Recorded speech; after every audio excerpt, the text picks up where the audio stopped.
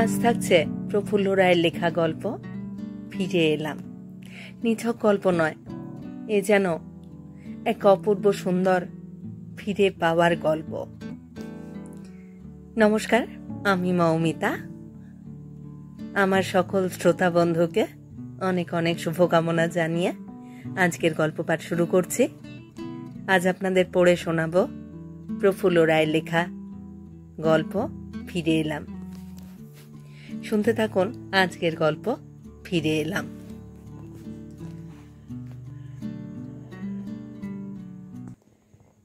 শ্রাবণ মাস, সেই ভোর থেকেই কালো কালো মেঘগুলি ভাসমান আদিম পশুর মতো আকাশময় হানা দিয়ে ফিরছিল। তুমুল ঝোড়ো বাতাস, বিদ্যুতের হানাহানি, আয়োজনের কোথাও কোনো ত্রুটি ছিল না। আকাশের দিকে তাকিয়ে তখন বোঝা গিয়েছিল বর্ষার এই দিনটা বড় বেশি আত্মসচেতন, বড় বেশি প্রমত্ত। তার রীতিনীতি, মতিগতি সবই দুরন্ত, দুঃসহ ঢলের দিকে। সব জেনেও সব বুঝেও সেই ভোরে সুলতাকে নিয়ে শ্যামবাজারের বাড়ি থেকে বেরিয়ে পড়েছিলাম। না বেরিয়ে আমার সামনে বা পেছনে দ্বিতীয় পথ ছিল না। শ্যামবাজার থেকে প্রথমে আমরা এসেছিলাম হাওড়া স্টেশনে, সেখান থেকে ট্রেনে বর্ধমান থেকে যখন পয়ারগঞ্জের শেষ বাসটা ধরেছিলাম তখন দুপুর আর নেই। বর্ষার মেঘাচ্ছন্ন দিনটা বিকেলের মুখোমুখি এসে থমকেছিল যেন। সেই বাসেই এখনো চলেছি। বর্ধমানের শহরতলি পেরিয়ে কিছুক্ষণ দক্ষিণে ছুটে গাড়িটা একসময় পশ্চিমগামী হয়েছে। দিনটাও বিকেলের আগের সেই মুহূর্তে থেমে নেই। বিকেল এবং সন্ধে ঊর্ধ্বশ্বাসে পার হয়ে রাত্রিটাকে ত্বরান্বিত করতে ছুটেছে। আর সমস্ত দিন ধরে আবহাওয়াটা যার জন্য তৈরি হচ্ছিল, সন্ধে নামার সঙ্গে সঙ্গে তাও শুরু হয়ে গেছে। প্রথমে ঝিরঝির করে, থেমে থেমে, ফোঁটায় ফোঁটায়, পরে অবিশ্রান্ত প্রবল ধারায়। বৃষ্টিটা সমানে চলছে। মাস যত এগোচ্ছে মতটা ততই বাড়ছে। আকাশ জোড়া বিরাট মৃদু, টায় টায় গুরু গুরু ঘা পড়ছে। পৃথিবীর আত্মাকে বিদীর্ণ করে মাছ পড়ে, বিদ্যুৎ ঝলকে যায়। আর এদের সঙ্গে উদ্দাম বাতাসের একটা চুক্তি হয়ে গেছে যেন। পশ্চিম বাংলার এই প্রান্তটাকে রসাতলে পৌঁছে না দেওয়া পর্যন্ত তাদের স্বস্তি নেই। বৃষ্টি শুরু হবার সঙ্গে সঙ্গে বাসের জানালাগুলো ঝপাঝপ বন্ধ হয়ে গিয়েছিল। যতক্ষণ সেগুলো খোলা ছিল নিরাসক্ত শূন্য দৃষ্টিতে বাইরে তাকিয়েছিলাম। সুলতা আমার বিপরীত প্রান্তের লেডিস সিটে বসে আছে। তার চোখ দুটিও ছিল আমার মতোই বাইরের দিকে ফেরানো। বাইরে কোনো বিষয়ই ছিল না, শুধু যোজন যোজন রুক্ষ রক্তাভ মাঠ, আর মাঝে মাঝে দিগন্তের ওপার থেকে অস্বাভাবিক লম্বা তালের গাছগুলি ইতস্তত মাথা তুলে রয়েছে। সুলতা এবং আমি এতক্ষণ এই শোভা দেখেই কাটিয়ে দিয়েছি, অথচ ভুল করেও পরস্পরের দিকে তাকাইনি। শুধু কি পয়ারগঞ্জের এই বাসে? শ্যামবাজার থেকে আমরা কেউ কারোর দিকে তাকাচ্ছি না, এমনকি একটা কথাও হয়নি আমাদের মধ্যে। জানালাগুলি বন্ধ হতে নিতান্ত নিরুপায় হয়েই দৃষ্টিটাকে ভিতরে ফিরিয়ে আনতে হয়েছিল। বাইরের মতোই বাসের ভিতরটা বিষয় বর্জিত। যাত্রী প্রায় নেই বললেই চলে। 10-12টি লোক এখানে সেখানে বিক্ষিপ্তভাবে বসেছিল। নিহাতি চাষিবাসী শ্রেণীর গেও মানুষ, পরনে চিটচিটে খাটো ধুতি আর ফতুয়া। কারোর আবার ফতুয়ার বদলে খেলো ছিটের জামা। খালি পা একেবারে হাঁটু পর্যন্ত ধুলোয় ধূসর। চোখের দৃষ্টি কৌতূহল শূন্য, সরল, অর্থাৎ আকর্ষণ করবার মতো কিছুই নেই তাদের। অবশ্য একটা ব্যতিক্রম ছিল। আমার ঠিক ডান পাশে যে লোকটি বসে রয়েছে, পুরোপুরি নাগরিক পালিশ না থাকলেও সর্বাঙ্গে অমার্জিত গ্রাম্য ভাবটা নেই। গ্রাম এবং শহরের মাঝামাঝি একটা জায়গায় তার চেহারা, রুচি এবং পোশাক থমকানো। বয়সটা প্রৌঢ়ত্বের প্রান্ত ছুঁয়েছে। পর্যাপ্ত তেল ঢেলে মাথার কাঁচা পাকা দুর্বিনীত চুলগুলিকে বসে আনবার চেষ্টাটি চোখে পড়ল। মাথার মাঝ বরাবর সিঁথি কেটে দুপাশে ঢেউ খেলানোর ব্যর্থ প্রয়াসটিও দৃষ্টি হারালো না। মুখে 3-3 জমানো দাড়ি গোঁফ, একখানা ফর্সা ধুতি আর গলাবন্ধ ফুল শার্ট পরনে, পায়ে কাঁচা চামড়ার চটি, আর তাতেই এই খালি পায়ের দেশে সে রীতিমতো বিশিষ্ট এবং মর্যাদা সম্পন্ন হয়ে উঠেছে। এই আধা গ্রাম্য আধা শহুরে লোকটার দিকে তাকিয়ে কৌতুকই বোধ করলাম। কিন্তু কতক্ষণ আর? আমার মতো শহরের পোকাকে এই বেশে, এই রুচিতে অনন্তকাল তো আর আটকে রাখা যায় না। অতএব ঘুরতে ঘুরতে নিজের অজ্ঞাত সারে দৃষ্টিটা গিয়ে পড়ল আমার সঙ্গিনীর উপর। সঙ্গিনী শব্দটা কানে আসতেই বুকের কোনো এক অজ্ঞাত স্তরে চমক লাগলো যেন। কিন্তু চমক লাগলেই বা কি করা যাবে? সঙ্গিনী ছাড়া সুলতাকে আজ কি বা ভাবতে পারি? এর চেয়ে যোগ্যতর শব্দ অন্তত আমার জানা নেই। অথচ এখনো সে আমার সমাজসম্মত স্ত্রী। আইনের দৃষ্টিতে বন্ধনটা ছিন্ন হয়নি। জানালা বন্ধ হতে সুলতাও তার চোখ দুটি বাসের ভিতরে ফিরিয়ে এনেছিল। এখন সামনের দিকে তাকিয়ে রয়েছে সে। মফস্বলের বাসে যেমন থাকে, যথেচ্ছ বানানে কিছু সারগর্ভ নীতি কথা এখানে সেখানে লেখা রয়েছে। তারই একটার দিকে সুলতার দৃষ্টি নিবদ্ধ। তাকিয়েই রয়েছে সে, চোখে কিন্তু কোনো ভাবের খেলাই খেলছে না। আমার সিট থেকে সুলতার মুখ নির্ভুল দেখতে পাচ্ছি, কোথাও কোনো অস্পষ্টতা নেই। মাথার ঘোমটা খসে গেছে, বিশাল খোঁপাটা, দুটি পাতলা ঠোঁট, প্রতিমার মতো দীর্ঘ চোখ, ভ্রু যুগল, ফর্সা রক্তাভ মুখ এবং গালের সেই কালো তিলটি পর্যন্ত আমার দৃষ্টি সর্বত্র বিচরণ করছে। এই মুখটার দিকে তাকিয়ে আগে কতবার আত্মবিস্মৃত হয়ে পড়েছি, কিন্তু এই মুহূর্তে প্রাণের অতল থেকে কোনো উচ্ছ্বাসই উতলে উঠছে না, বরং অসহ্য এক অনুভূতি আর তিক্ত বিতৃষ্ণায় সমস্ত চেতনা আচ্ছন্ন হয়ে আছে। সুলতা যেখানে বসেছিল তার পাশে খানিকটা জায়গা খালি পড়ে রয়েছে। স্বামীত্বের স্বাভাবিক অধিকারে অনায়াসেই সেখানে বসতে পারতাম, বসাই উচিত ছিল, কিন্তু পারিনি। সুলতা আর আমার মধ্যে দুর্লঙ্ঘ একটা দেওয়াল রয়েছে, সেটা পার হওয়া আমার সাধ্যের বাইরে। বাসের সংক্ষিপ্ত পরিসরে প্রায় নাগালের মধ্যেই সে বসে আছে, হাত বাড়ালেই তাকে ছোঁয়া যায়। তবু মনে হচ্ছে জীবনের দুই প্রান্তে দুই বিপরীত মেরুতে আমরা রয়েছি। মাঝখানের অসহনীয় দূরত্বটা কিছুতেই অতিক্রম করা সম্ভব হবে না। অথচ আমাদের বিয়েটা ছিল নিতান্তই ভালোবাসার। আমরা ব্রাহ্মণ, সুলতারা কায়স্থ। সবর্ণ না হলেও সুলতার বা আমার কারোর বাড়ি থেকেই কোনো বাধা আসেনি। দ্বিধামুক্ত প্রসন্ন মনেই অভিভাবকরা আমাদের আশীর্বাদ করেছিলেন। সবই ছিল আমাদের সপক্ষে। তবু এই ভালোবাসার বিয়েটাকে শেষ পর্যন্ত টিকিয়ে রাখা অসাধ্য হয়ে পড়ল।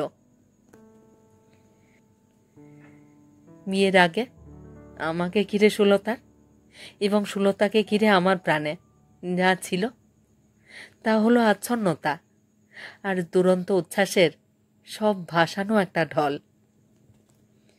সুলতার আমি একই বছরে পোস্ট গ্রাজুয়েট ক্লাসে ভর্তি হয়েছিলাম, একই বছরে MA পাশ করেছি। সাবজেক্ট ছিল দুজনেরই অভিন্ন, ইকোনমিক্স। ছাত্রী হিসেবে সুলতা খুবই ভালো, প্রায় অসাধারণের পর্যায়ে পড়ে। MA-তে ফার্স্ট ক্লাস পেয়েছিল। ছাত্র হিসেবে আমার কিন্তু কোনো দীপ্তি ছিল না, আমি ছিলাম নিতান্তই গড্ডালিকা প্রবাহের। তবে আকর্ষণ করবার মতো আমারও কোনো দিক ছিল। আমি সুদর্শন পুরুষ, তার উপর ভালো স্পোর্টসম্যান। পরস্পরকে দেখে আমরা মুগ্ধ, বিস্মিত এবং চমৎকৃত হয়েছিলাম। এবং MA পাশ করবার 4 বছর পরে আমাদের বিয়েও হলো। আশ্চর্য, বিয়ের আগের সেই বিষয়বোধ, মুগ্ধতাবোধ বিয়ের পর মাত্র একটা বছর অটুট ছিল। দ্বিতীয় বছরে এসেই সব কিছুই থমকে গিয়েছিল যেন। দুটো মহাযুদ্ধ এবং ব্যক্তি স্বাতন্ত্র্যবাদের সমস্ত প্রলোভন উপেক্ষা করে আমাদের পরিবারটা এখনো যৌথই রয়েছে। 3 কাকা কাকিমারা, 2 জ্যাঠা জ্যাঠাইমা, বাবা মা আর খুড়তুতো ভাই বোনেদের নিয়ে আমাদের বিরাট মিলিত সংসার। বিয়ের বছরখানেকের মধ্যেই সুলতা বলল, নতুন বাড়ি ভাড়া করো। তোমাদের এই বাড়িতে এত লোকের হট্টগোলের মধ্যে আমার ভালো লাগে না। সুলতার স্বভাব আমার অজানা নয়। সে নির্জনতা প্রিয়, একান্ত নিভৃতে বসে চুপচাপ পড়াশুনো করতে ভালোবাসে। তার কথাগুলো আমাদের যৌথ সংসারে বিচিত্রই বটে। অনভ্যস্ত কানে কেমন যেন বেসুরো ঠেকল। প্রায় স্তম্ভিত হয়ে গিয়েছিলাম, উত্তর দিতে পারিনি। কিন্তু উত্তর না দিয়ে পালাবো কোথায়? বাড়ি বাড়ি করে আমার প্রাণান্ত করে ফেলল সুলতা। অতিষ্ঠ হয়ে শেষ পর্যন্ত বললাম, 1 বছর আমাদের বিয়ে হয়েছে, এর মধ্যে কি পাগলামি শুরু করলে?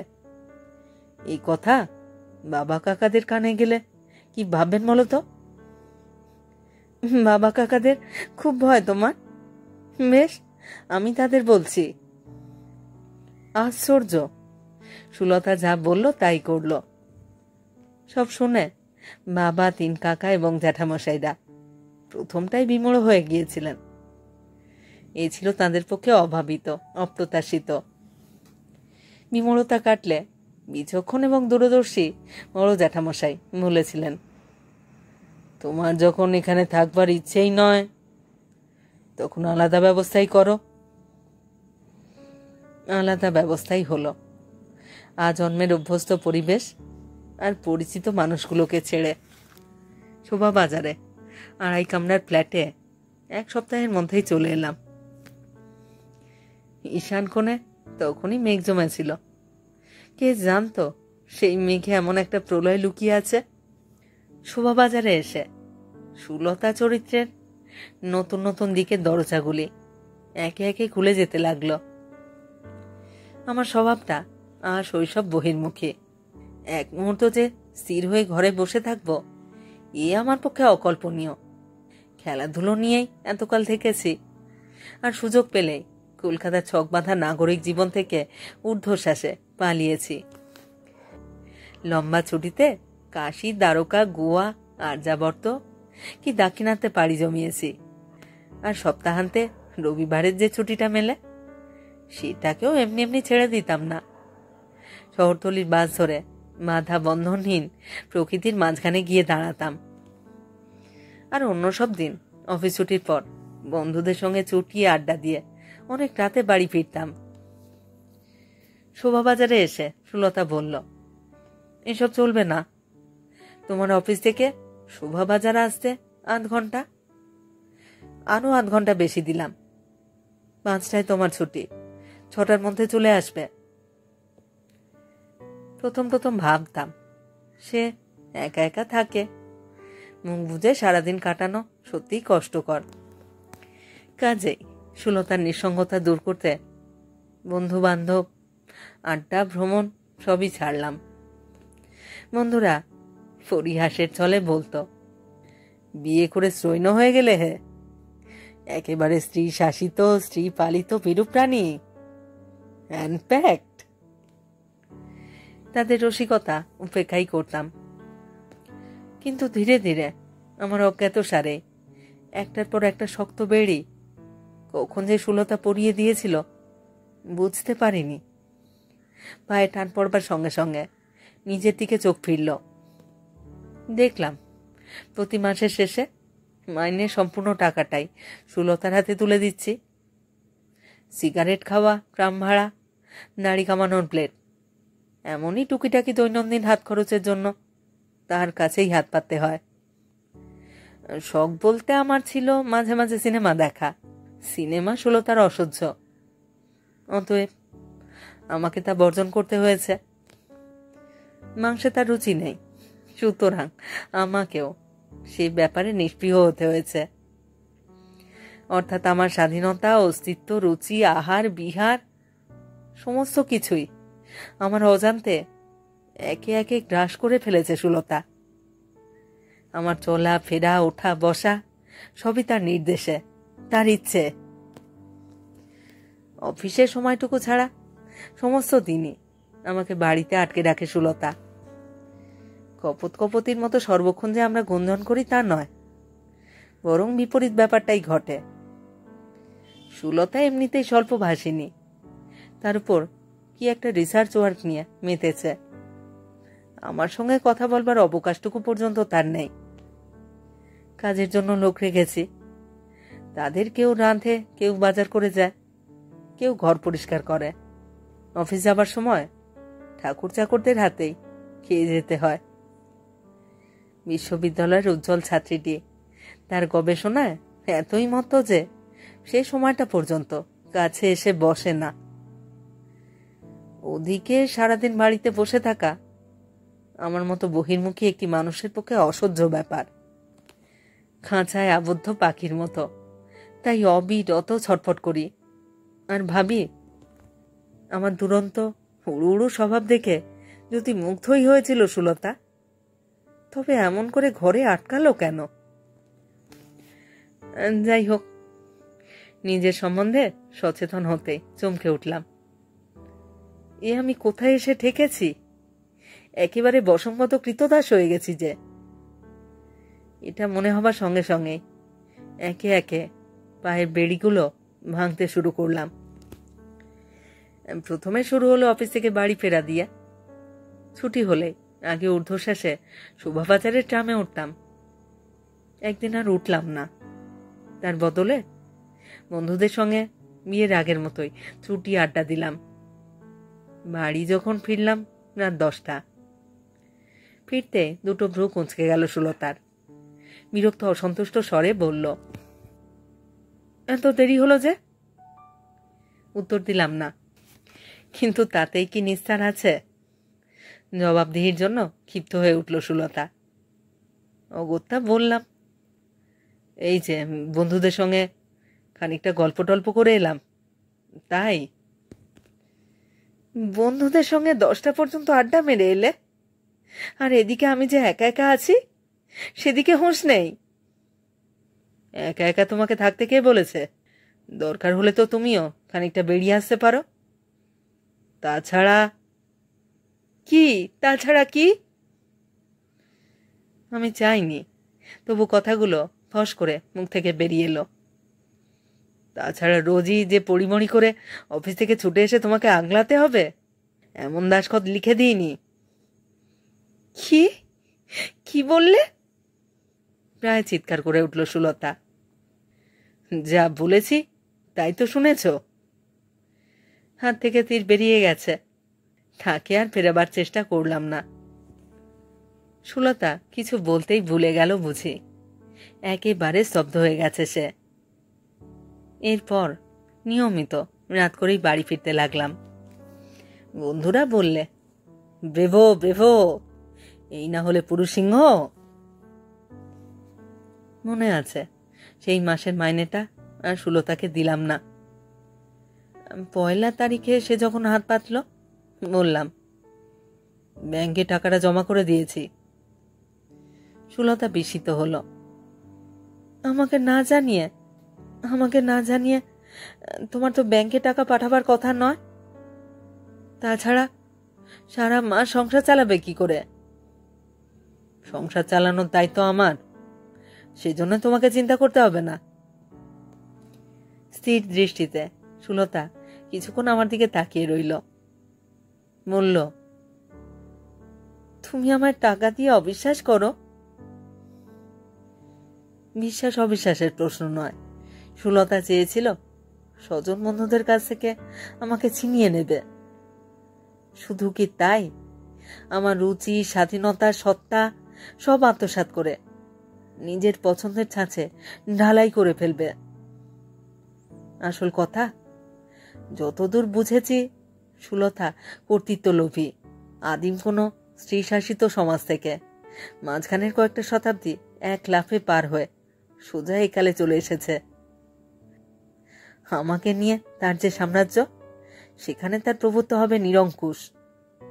এই ইচ্ছাই ছিল সুলতার। হয়তো এটাই ছিল তার ভালোবাসার প্রকাশ। কিন্তু আমার মধ্যে বিপরীত একটি মানুষ যে রয়েছে, সেই দুর্বিনীত মানুষটা সজ্ঞানে আত্মসমর্পণ করতে জানে না। সুলতার মনোভাব বোঝার সঙ্গে সঙ্গে সে বিচলিত হয়ে পড়েছে এবং একটি একটি করে তার খোয়ানোর স্বাধীনতা সবলে ফিরিয়ে নিতে শুরু করেছে। তাকে দুর্দম নেশায় পেয়ে গেছে যেন। সুলতা চিৎকার করে উঠল, কি চুপ করে রইলে যে? উত্তর দিলাম না। কি উত্তরই বা দেব? সুলতা এবার তার শিক্ষা দীক্ষা সুরুচি সব বিস্মৃত হয়ে উন্মাদের মতো চেঁচাতে লাগলো, বুঝেছি, আমি বুঝেছি। এর দিন কয়েক পরে শোভাবাজারের ফ্ল্যাট ছেড়ে যৌথ সংসারে ফিরে এলাম। সুলতা আসতে চায়নি, বলেছে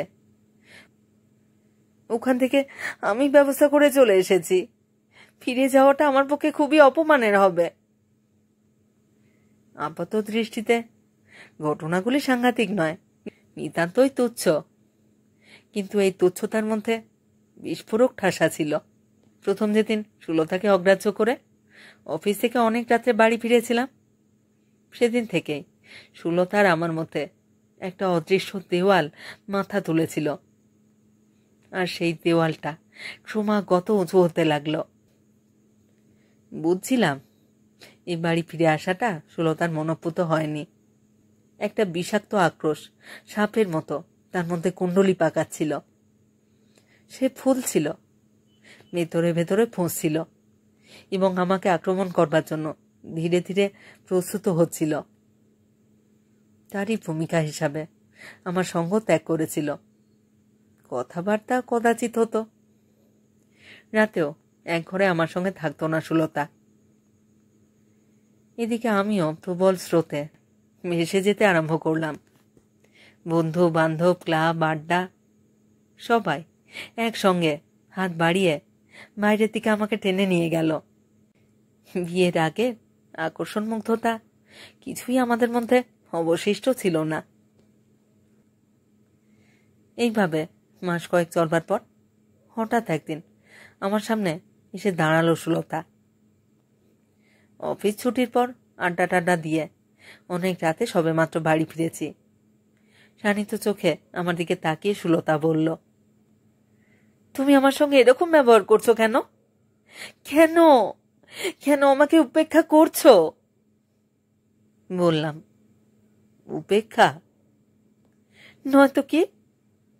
দয়া করে খেতে দিচ্ছ তাই খাচ্ছি, পড়তে দিচ্ছ তাই পড়ছি, নইলে একবারও আমার খোঁজ নাও কি?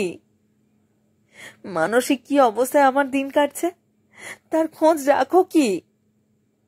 একটা দাসী মাদির সঙ্গে আমার তফাৎটা কি? বলো বলো, আমার তফাৎটা কি? মনটা যে কারণেই হোক ভালো ছিল। ভেবেছিলাম রূঢ় হব না। স্বেচ্ছায় সুলতা যখন কাছেই এসেছে, তাকে বোঝাবো এবং সামান্য কিছু স্বাধীনতা তার হাতে তুলে দিয়ে সন্ধি করে নেব। কিন্তু আমি কিছু বলবার আগে হিংস্র গলায় সুলতা চেঁচিয়ে উঠল, জানি জানি কেন তুমি আমার সঙ্গে এরকম করছো, জানি। কেন? নিশ্চয়ই আর কেউ জুটেছে, তাকে নিয়ে বেলেলাগিরি করছো। আমার দিকে তাকাবার সময় কোথায় তোমার?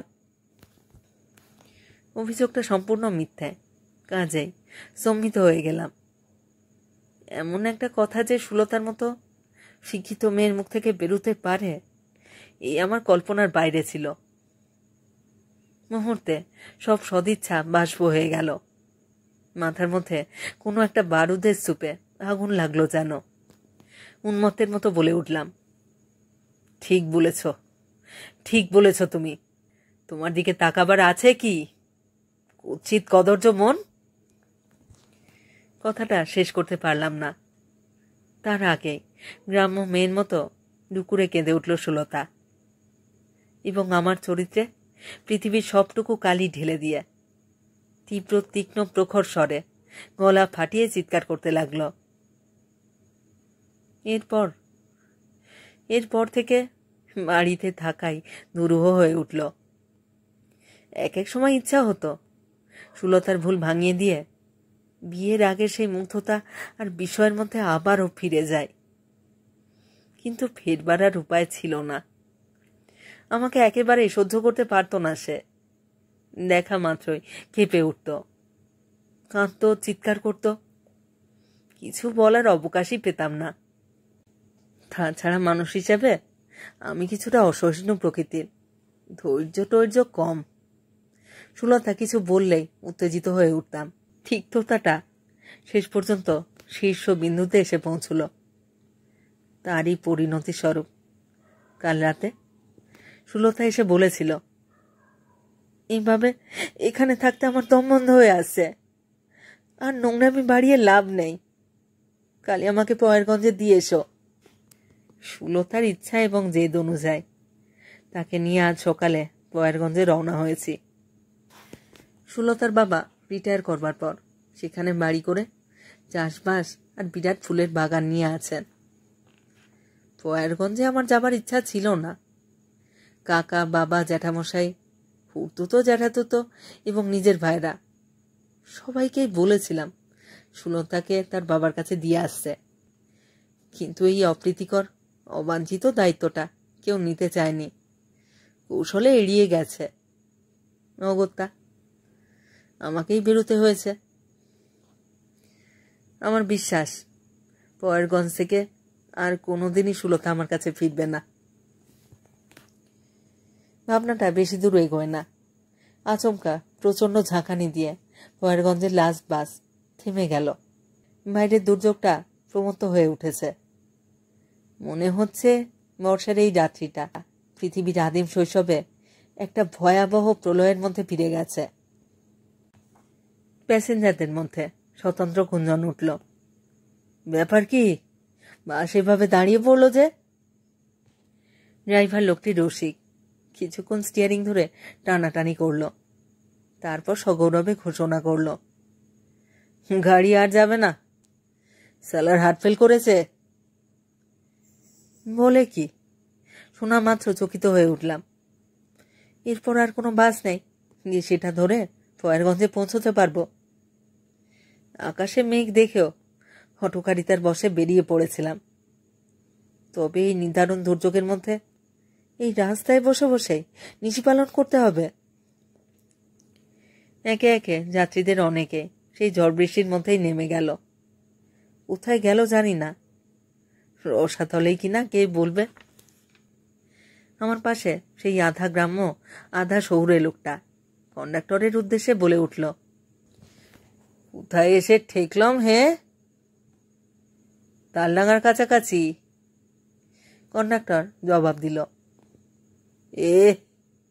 ঘরের কাছে এসে কল বিগড়লো। শালার যা বৃষ্টি আরম্ভ হয়েছে, এ তো থামবে বলে মনে হচ্ছে না। কতক্ষণ আর বসে রইব? তার চাইতে ভিজে ভিজেই চলে যাই। বলতে বলতে আমার দিকে ফিরল লোকটা। ভিজে ভিজেই চলে যাই নাকি বলেন? লক্ষ্য করিনি সেই বর্ধমান থেকে সে বারবার আমাকে আর সুলতাকে লক্ষ্য করছিল। বুঝিবা তার চোখে কিছু কৌতূহলের খেলা ছিল। তার কথার কি উত্তর দেব বুঝতে পারলাম না, শুধু তাকিয়ে রইলাম। লোকটা আবার বলল, এদিকের লোক নন তাই না? বললাম, হ্যাঁ, কলকাতা থেকে আসছি, পয়েরগঞ্জে যাচ্ছিলাম, কিন্তু এখন যে কি করব। আমার চোখে মুখে এবং গলার স্বরে অসহায়তা ছিল। লোকটা এক মুহূর্ত কি ভাবল, তারপর বলল, অপরাধ যদি না নেন একটা কথা কইব। শুধু শুধু বাসে বসে সারা রাত কষ্ট পোয়াবেন কেন? তার চাইতে আমার বাড়িতে আজকে রাতটা কাটিয়ে দেবেন, চলুন, কাল সকালে পয়েরগঞ্জ যাবেন। প্রস্তাবটা লোভনীয়, আমার কিছু সংশয়ও আছে। একটা অপরিচিত লোকের সঙ্গে যাওয়া উচিত হবে কিনা বুঝতে পারছি না। খানিকটা ইতস্তত করে বললাম, কিন্তু কিন্থন টিন্থন নয়, আসেন দিকিন। আমার দ্বিধা মানল না লোকটা। বৃষ্টি একটু কমলে প্রায় জোর করে সুলতার আমাকে নিয়ে মাছ থেকে নেমে পড়ল। যেদিকে যত দূর দৃষ্টি যায় সীমাহীন অন্ধকার, তারই মধ্যে পথ খুঁজে খুঁজে সে এগুতে লাগল।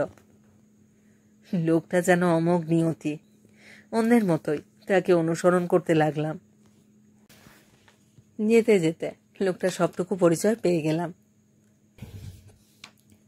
নিজে সব দিকে সব দুয়ারি সে অনর্গল করে দিল। নাম তার ব্রজ, যাতে সৎচাষী, জীবিকা ব্যবসা। আশেপাশের গ্রামগুলি থেকে কাঁচা আনাজ জোগাড় করে বর্ধমানে নিয়ে যায়। সেখানে কলকাতার পাইকারদের কাছে মাল বিক্রি করে লাস্ট বাসের আগে আর বাড়ি ফেরা হয় না। বিয়ে করেছে 1.5 যুগের উপর, কিন্তু ছেলেপুলে হয়নি। সেজন্য দুঃখ আছে, কিন্তু ক্ষোভ নেই। জগৎ সংসারে তারা 2টি প্রাণী, স্বামী আর স্ত্রী, এছাড়া কেউ নেই। ব্রজ বলতে লাগলো, আমরা দুজন দুজনকে নিয়ে আছি। আমায় ছাড়া ওর পৃথিবী আধার, ওকে ছাড়া আমারও একটা দিন চলে না। লোকে কি বলে জানেন? বলে আমরা নাকি চকাচকি। বেশ বলে, ভালো বলে। তা বেশ আছি দুটিতে, বড় শান্তিতে আছি। ভগবান আমাদের সব দিয়েছে। ভাবি ছেলেপুলার স্বাদটা যদি মিটত। না, ও জিনিসটা নিয়ে নাড়াচাড়া এই জন্মে আর হলো না। সারাটা দিন তো বাড়িতে থাকতে পারি না। একটা ছেলা কি মেয়ে যদি থাকতো, ওটা সুবিধে হতো। একা একা। শুনতে শুনতে একটা সুখী আনন্দময় সংসারের ছবি আমার সামনে ভেসে উঠছিল। রোজও আগে আগে যাচ্ছিল, তার পেছনে পাশাপাশি সুলতার আমি। একবার সুলতার দিকে তাকালাম, কিন্তু না, অন্ধকারে মুখটা তার দুর্বোধ্যই থেকে গেল। চলতে চলতে একসময় গলা নামিয়ে ফিসফিস করে ব্রজ বলল, জানেন, আপনাদেরকে এই যে বাড়ি নিয়ে যাচ্ছি, তাতে আমার স্বার্থ আছে। সবিষয় বললাম, কিরকম? বুঝলেন কি না? কাল ভোরে মাল নিয়ে বাইর হয়েছি, আর আজ বাড়ি ফিরছি। পাইকারের সঙ্গে হিসেব নিয়ে একটা গোলমাল হয়েছিল, তাই কলকাতা যেতে হলো। যাবার আগে বউকে একটা খবর পর্যন্ত দিয়ে যেতে পারিনি। যাক সে কথা, বিয়ের পর থেকে এমনটা তো কোনোদিনও হয়নি। একটা পুরো রাত মেয়ে ছেলেটাকে ছেড়ে কোনো দিন রইনি। বুঝতেই পারছেন, ওটা রাগে ফুলে রয়েছে। আমারে দেখলে তো আর রক্ষী রাখবে না।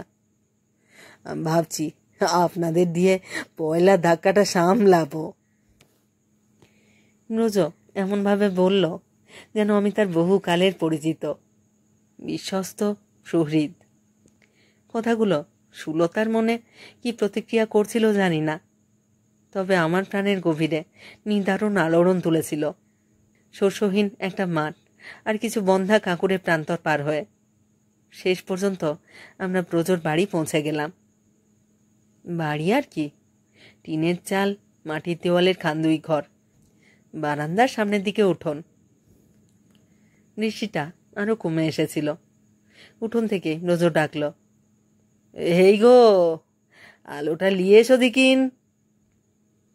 এক ডাকেই হ্যারিকেন হাতে করে ঘর থেকে যে বারান্দায় বেরিয়ে এলো, তার বয়স এক রহস্য। 25ও হতে পারে, 35 হওয়া বিচিত্র নয়। 25 হোক, 30 হোক, 40 হোক, বয়স কিন্তু তার দেহের কোথাও নিজের ছায়া ফেলতে পারেনি। বেরিয়ে সে ঝাঁঝিয়ে উঠেছিল, তোমার আক্কেলটা কি? হ্যাঁ, বলতে বলতে রোজোর পেছনে আমাদের দেখে হঠাৎ থতিয়ে গেল। তারপর জিভ কেটে আর ঘুমটা টেনে নিল।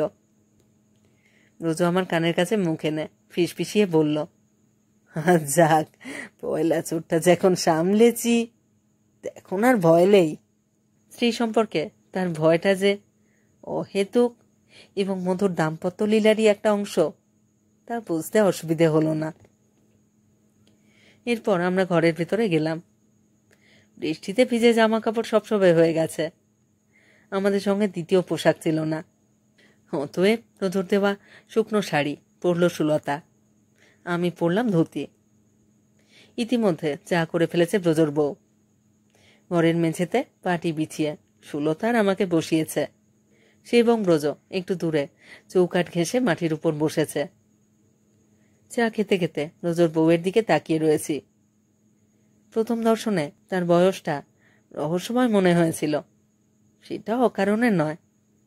সারা দেহে তার পর্যাপ্ত যৌবন। যৌবন তার শরীরে যেন ঋতু বিশেষের খেলার নয়, যে এলাম ফুটলাম অবশেষে ঝরে গেলাম। যৌবনের সঙ্গে তার চিরকালের সম্পর্ক। রূপ কি আর, মাজা মাজা রংখানি, চোখ দুটি ছোটই, নাকটা ঈষৎ মোচা। রূপের হাটে যতই ঘাটতি থাক, যৌবন তার সব ক্ষতি পূরণ করে দিয়েছে। ব্রজরাও চা নিয়ে বসেছিল।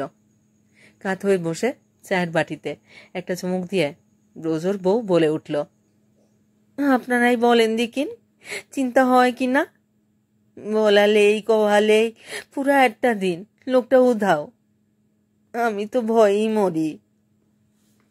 বুঝলাম, ব্রজ সেই কলকাতা যাওয়ার প্রসঙ্গটা এবার উঠল। কিছু একটা বলতে যাচ্ছিলাম, তার আগে খ্যাল খ্যাল করে হেসে বলে উঠল ব্রজ, তোমাকে একটা সুযোগ করে দিলাম, সেটা কাজে লাগাতে পারলেনি? কিসের সুযোগ?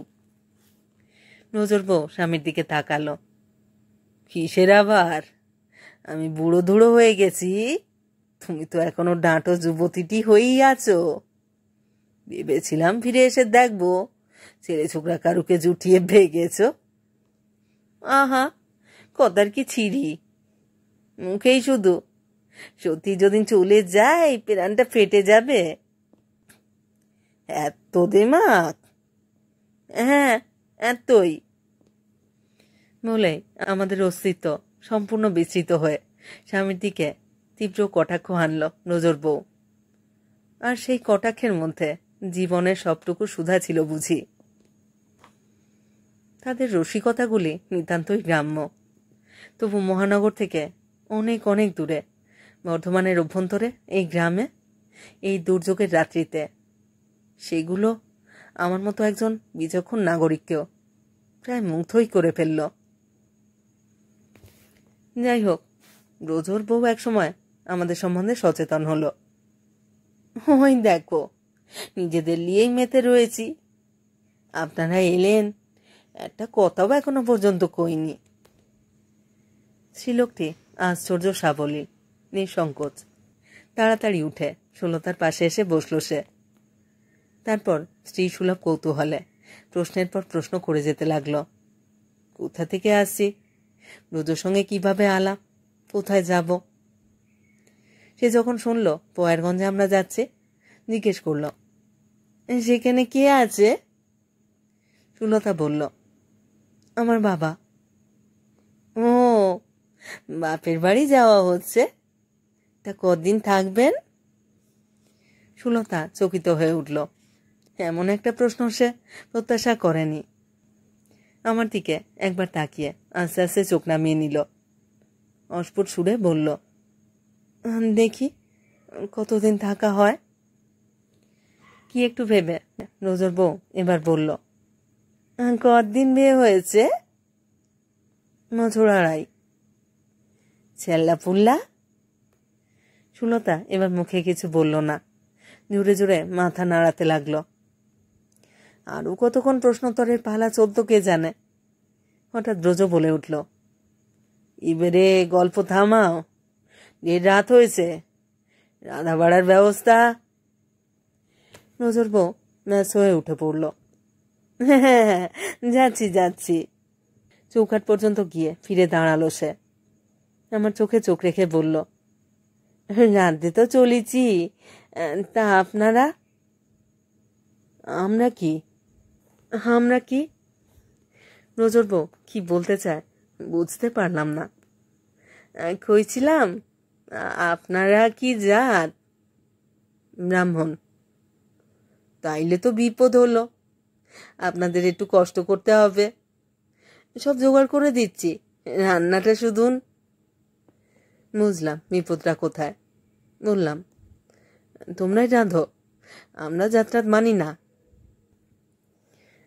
আমরা যে মানি। নজর বউ হাসল। তাহলে থাকবে, একটা তো রাত দেখতে দেখতে কেটে যাবে, রান্নার হাঙ্গামা করে আর দরকার নেই। তাই কখনো হয়? পেট তো মেলেন, আর কোনোদিন আসবেন কিনা কে জানে। বিটে বসি উপুসি রাখতে পারি। সেই রাত্রেই কোথা থেকে মাছ ডিম জোগাড় করে আনলো রোজো। তার বউ নিপুণ ক্ষিপ্ত হাতে সব ব্যবস্থা করে দিল এবং সুলতাকে টেনে নিয়ে রাঁধতে বসালো। সুলতা রাঁধছে, অভিজ্ঞতাটাও নতুন বটে, চমকপ্রদ। কোনোদিন এর আগে তাকে উনুনের সামনে বসতে দেখেছি মনে পড়ল না। বাধ্য মেয়ের মতো রোজের বউয়ের নির্দেশে রাঁধল সুলতা। তারপর আর কিছু তাকে বলতে হলো না। কি একান্ত বিস্তৃতের মতো ঘুরে আমাকে খেতে দিল, নিজেও খেলো। আশ্চর্য, রেঁধে খাওয়ানো তো দূরের কথা, এই সুলতা বিয়ের পর প্রথম কিছুদিন আমার খাবার সময় কাছে এসে বসেনি পর্যন্ত। তবে কি এই প্রৌঢ় দম্পতি তার চেতনায় ধীরে ধীরে সঞ্চারিত হয়ে গেছে? খাওয়া দাওয়ার পর দুজনে শুতে গেলাম। রোজো বড় ঘরখানা আমাদের ছেড়ে দিয়েছিল। রোজোর বউ পরিপাটি বিছানা পেতে মশারি টাঙিয়ে দিয়ে গেছে। সকালবেলা যে মন নিয়ে শ্যামবাজার থেকে বেরিয়েছিলাম, তার বিন্দু মাত্র যদি অবশিষ্ট থাকত, তবে এই ঘরখানাকে যৌতুক গৃহ ছাড়া ভাবতেই পারতাম না। কিন্তু ইতিমধ্যেই পৃথিবীর রং বুঝি বদলে গেছে। ঘরে ঢুকে জানালার কাছে দাঁড়িয়ে রয়েছে সুলতা। বৃষ্টিটা কিছুক্ষণের জন্য থেমে আবার কেঁপে উঠেছে। কত কত কাল পর, মনে হলো যুগ যুগান্ত পার হয়ে, সুলতা আর আমি রাত কাটাবার জন্য একটি ঘরে আবার মিলিত হয়েছি। প্রথমটায় কি করব ভেবে পেলাম না। কিছুক্ষণ বিছানায় বসে রইলাম। তারপর মাধ্যাকর্ষণের মতো দুর্বার এক টানে কখন যে সুলতার পাশে দাঁড়িয়েছি জানি না। খুব আস্তে আস্তে ডাকলাম, সুলতা। জানালার বাইরে থেকে মুখ ফেরালো সে। বললাম, রোজোরা চমৎকার মানুষ না? হ্যাঁ। নিজেদের নিয়ে দুটিতে বেশ আছে, খুব ভাব স্বামী স্ত্রীর। একজনের জন্যে আরেকজনের। লক্ষ্য করলাম সুলতার ঠোঁট দুটো অসহ্য আবেগে থরথর করতে লাগলো। অস্থির গলায় সে শুধু বলতে পারল, আমরা আর আমরা। তার কাঁধে সস্নেহে একটা হাত রেখে বললাম, হ্যাঁ হ্যাঁ, আমরাও। সত্যি বলছো? হ্যাঁ সত্যি। মায়ের দুর্যোগটা সমানে মাতামাতি করছে। করুক। ভেতরে সুলতার আমি পরস্পরের মধ্যে মগ্ন হয়ে গেলাম। বিয়ের আগে পরস্পরকে দেখে আমরা মুগ্ধ হয়েছি, বিস্মিত হয়েছি, চমৎকৃত হয়েছি, কিন্তু মগ্ন হইনি। কে জানতো পরস্পরের মগ্নতাই প্রেম? কে জানতো বর্ধমান জেলার এই দুর্গম অভ্যন্তরটা আমাদের জন্য ভালোবাসার নতুন পাঠ নিয়ে অপেক্ষা করছিল। পরের দিন ভোরে আবার বেরিয়ে পড়লাম। রোজো আর তার বউ একটা দিন থেকে যাবার জন্য খুব পীড়াপিড়ি করল। আমরা থাকলাম না। মাঝ রাস্তা পর্যন্ত রোজো আমাদের সঙ্গে সঙ্গে এলো। সেখানে গিয়ে রাস্তা পার হয়ে উল্টো দিকে গেলাম। একটু অবাক হয়ে রোজো বলল, ও কি, ওদিকে গেলেন কেন? পয়েরগঞ্জের বাস তো এদিক থেকেই ধরতে হবে। বললাম, পয়েরগঞ্জে যাবার আর দরকার নেই, কলকাতাতেই আমাদের ফিরে যেতে হবে। কথাবার্তার মধ্যে মাঝ এসে গেল। সুলতাকে নিয়ে উঠে পড়লাম। বিমূঢ়ের মতো ব্রজ দাঁড়িয়ে রইল। ব্রজ কি জানত আমাদের মৃত বিস্মৃত আত্মাকে তারই বাড়িতে কাল রাতে ফিরে পেয়েছি?